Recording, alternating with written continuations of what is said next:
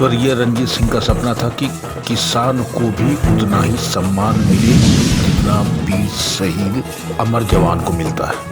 और ये मकसद ख्याल ध्यान में रखते हुए इन्होंने किसान चौक का ही निर्माण कर दिया, जहाँ पे किसान की मूर्ति लगाई गई और साथ में ये भी बिगुल फूका कि तुम स्वयं स्वावलंबी बनो, क्योंकि तुम्हारे बगैर किसी का भी भूख नहीं मिट सकता है। तुम्हारे कारण ही हमारे देश के जवान जो है सीमा की सुरक्षा करते हैं। किसान को प्रोत्साहन देने के लिए किसान चौक का निर्माण किया गया और आज 32वां स्थापना दिवस है किसान चौक का। और इसमें सबसे अग्रणी है धर्मजीत सिंह, जो जुझारू नेता है और किसान के लिए प्रिय, हर गरीब अमीर के दिल में जगह बनाने वाला शख्सियत।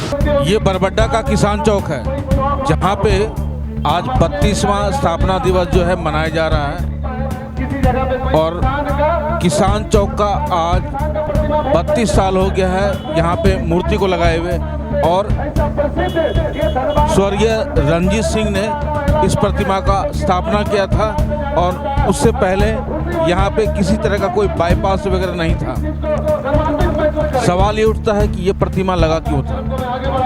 उद्देश्य एक था कि किसान को एकत्रित करने के लिए, उसका मनोबल बढ़ाने के लिए और किसान को एक दिशा निर्देश देने के लिए। जन जन जवान में उपलब्ध कराने वाले हमारे किसान भाई बहन, हमारे युवा साथी, हमारे सम्मानित प्रिंट मीडिया, सोशल मीडिया के सभी साथीगण और इस कार्यक्रम का संचालन कर रहे हैं हमारे युवा मोर्चा के सम्मानित अध्यक्ष बंटी जी और इस पूरे कार्यक्रम को सजाने संवारने वाले और विगत 32 साल तो मैं नहीं कहूंगा, आज 32 साल इस कार्यक्रम में हो रहे हैं, लेकिन विगत में 10 वर्षों से हमारे युवा साथी प्रदेश कार्य समिति के सम्मानित सदस्य धर्मजीत सिंह और आज जिसकी हम जयंती मना रहे हैं, आज जिसकी हम जयंती मना रहे हैं, उनके बारे में सभी से मेरा निवेदन होगा कि एक बार उनके बारे में हम लोग एक बार जोरदार नारा ले, स्वर्गीय रंजीत सिंह अमर रहे, स्वर्गीय रंजीत सिंह अमर रहे।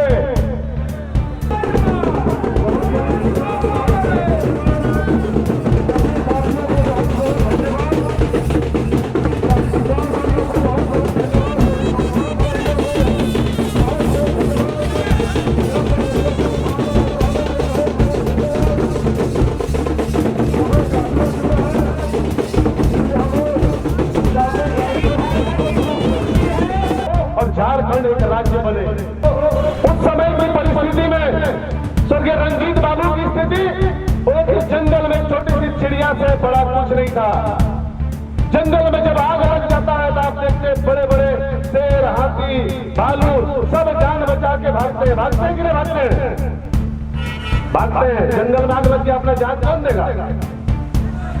ये क्षेत्र चल रहा था, ये क्षेत्र में ऐसी असामाजिक तत्व हावी थे कि जो किसान अपना फसल उगाने के बाद भी उसको उचित दाम, उचित मुआवजा नहीं मिलता था। यह बताने का प्रयास किया है कि उस समय आज से 2 दशक पहले अगर रंजीत ने यह किसान के संबंध में सोचा और ये प्रतिमा किया, ये बहुत बड़ी बात है। क्योंकि किसान के सवाल पर था, किसान को लेकर कोई किसी भी तरह का कार्यक्रम नहीं करता है, अब उन्होंने किया था। और आज उनके परिवार के लोग और किसान चौक के अन्य गण्यमान्य लोगों ने यह प्रत्येक वर्ष जो कार्यक्रम करता है, इसका हम आभार प्रकट करते हैं और कहना चाहते हैं कि किसान का स्थिति आज काफी दयनीय है। और इस दयनीय स्थिति में सुधारने के लिए जितने भी नौजवान आने वाले जो देश का भविष्य है, उसको किसान के संबंध में ही सोचना होगा। पहले कोई नारा लोग देता था कि गांव में ही गांव का विकास होना चाहिए, सब कोई बोलता है। लेकिन जब गांव का विकास शुरू ऐसे नहीं हो, जब तक पेट नहीं भरेगा, जब तक किसान अनाज नहीं उपयोग करेगा तो क्या खाएगा। इसलिए सरकार चाहे जितना भी दे दे, लेकिन किसान के दयनीय स्थिति सुधारने के लिए किसान को आगे आने की जरूरत है, खास करने आपकी सरकार किसानों के लिए क्या कर रही है? हमारी सरकार जो योजना किसानों के लिए लाया है वो जग जाहिर है।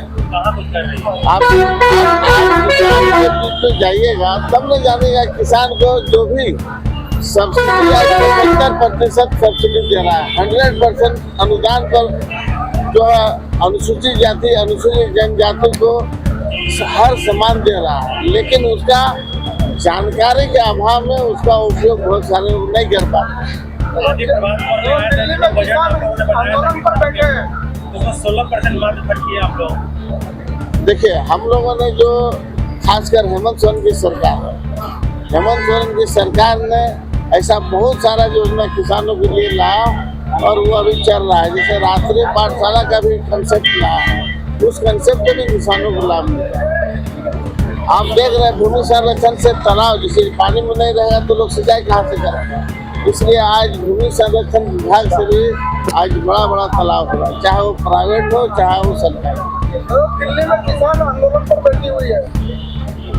तो केंद्र सरकार का जो मामला है उस पर झारखंड बंद भी आपने देखा और इसका आंदोलन जारी है। केंद्र सरकार का मामला है, लेकिन हम लोगों ने राज्य सरकार में जो भी मामले हैं उसको हम लोग विधायक होने के नाते जो भी त्रुटि है उसको विधानसभा के पटल में रखते हैं। विधानसभा का सत्र शुरू होने वाला है, कांग्रेस जो है नाराज दिख रही है। कांग्रेस नाराज है तो ये काम कांग्रेस का है, वो अपना सुधारेगा। हमारा जेएमएम का अगर कोई गड़बड़ रहता है अलायंस है तो उसको हम नहीं ना मनाएंगे, मनाने वाला क्या। लेकर आप क्या करते हैं? आप कितने खुश हैं? मंत्रिमंडल जो नया चयन हुआ है इससे आप कितने खुश हैं? मंत्रिमंडल बनने के पहले भी हमने कहा है कि मंत्रिमंडल में हम चूंकि पहले भी रह चुके हैं, इसलिए हमको मंत्रिमंडल में जाने का कोई मलाल नहीं है। जो पुराने लोग हैं उन्हीं को समय मिला जाए ताकि वो पूरा अपना कार्यकाल पूरा करें। आपका भी नाम की चर्चा था मंत्री में। चर्चा आप ही लोग जैसा लोग। हमारे बीच में है धर्मजीत जी, जो जुझारू नेता है और किसान चौक का संरक्षक भी यही है। और सबसे बड़ी बात यह है, इनके चाचा जी, इनके चाचा जी ने ही किसान मूर्ति का जो है स्थापना किया था 32 साल पहले। और मकसद एक ही था कि किसान का आज की डेट में पूरे भारतवर्ष में अक्सर आपने देखा होगा कि अमर शहीद का जो है कहीं ना कहीं आपको मूर्ति मिल जाएगा, जवानों का मिल जाएगा, लेकिन जवानों का पेट पालता कौन है? किसान। तो इनके चाचा जी ने किसान को ही सबसे सर्वोपरि समझा और उनके लिए जो है एक नमन किया, एक श्रद्धांजलि दिया और उनका एक निशानी जो है यहाँ पे वो छोड़ के गए।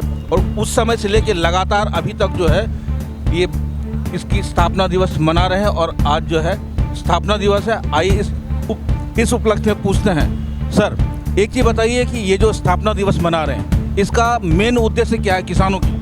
देखिए, ये किसान चौक का स्थापना 32 वर्ष पूर्व समाज सेवी श्री रंजीत सिंह द्वारा किया गया था। और इसका स्थापना ये कि किसानों को जागरूक करना। लोग अपने सम्मान में, अपने स्वार्थ सिद्धि में व्यस्त हैं, लेकिन उनका सोच था कि किसान को सम्मान मिलना चाहिए। जिस परिवार से हम आते हैं, आप आते हैं, बाकी और लोग भी आते हैं, तो ये सम्मान अगर किसी को दे रहे हैं तो वो अपने आप को दे रहे हैं, क्योंकि सभी लोग हम लोग किसान घर से बिलोंग करते हैं। और निश्चित तौर पर जब किसान के सम्मान की बात आता है तो वहाँ पर सारे भेदभाव भूलकर, सारे धर्म को भूलकर, यहाँ तक मैं ये कहता इसका कोई हिस्सा नहीं हो सकता है, चाहे वो मजदूर कैटेगरी के लोग हो, चाहे नौजवान हो, चाहे वो युवा हो, चाहे माता हो, सभी लोग किसान परिवार से आते हैं। तो निश्चित तौर पर यह किसान चौक का स्थापना कर उन्होंने एक मिसाल पेश किया है और जिसका हम लोग सपना है, उस सपना को पूरा करने में अपना समय दे रहे हैं। अच्छा, एक ही बताइए कि किसानों को आप क्या संदेश देना चाह रहे हैं इस माध्यम को? तो किसानों को हम कहना चाहेंगे कि सबसे पहले खुद को पहचानो। हमें अपने आप को किसी गिरवी नहीं रखना है। किसान है, हम सक्षम हैं। हम जिस दिन चाहेंगे उस दिन समझ सकते कि देश हमें किसी पर आश्रित होने की जरूरत नहीं है। हमारा अपना स्वाभिमान है, हमारा अपना सम्मान है। इसलिए मैं हर इस मंच के द्वारा सभी किसान भाइयों को ये संदेश देना चाहूँगा कि किसान के हित में आप हमेशा खड़ा रहें, किसान के साथ खड़ा रहें और किसान भाइयों के साथ आप अंतिम प्रयास उनका हक और अधिकार के लिए हम लोग अपना काम करेंगे। जाते जाते एक सवाल, अक्सर किसान भाई लोग उपजाऊ जमीन नहीं होने के कारण वो लोग अपना ज़मीन बेच देते हैं कम भाव में और अंततः ना ही वो घर के रहते हैं ना ही घाट के। इस संदर्भ में आप क्या कहना पसंद करें? देखिए, निश्चित तौर पर बहुत ऐसे किसान भाई हैं जो मतलब उनको सुख सुविधा नहीं मिलने के चलते वो इस तरह से कदम उठाते हैं। और मैं कहूँगा जब से देश में मोदी जी की सरकार बनी है, निश्चित तौर पर उन छोटे छोटे पहलू को भी ध्यान में रखकर काम किया जा रहा है। किसानों के लिए कई विकल्प खुले हुए हैं। किसान मेहनत कर कर अपना खेती कर कर तौर पे वो अपना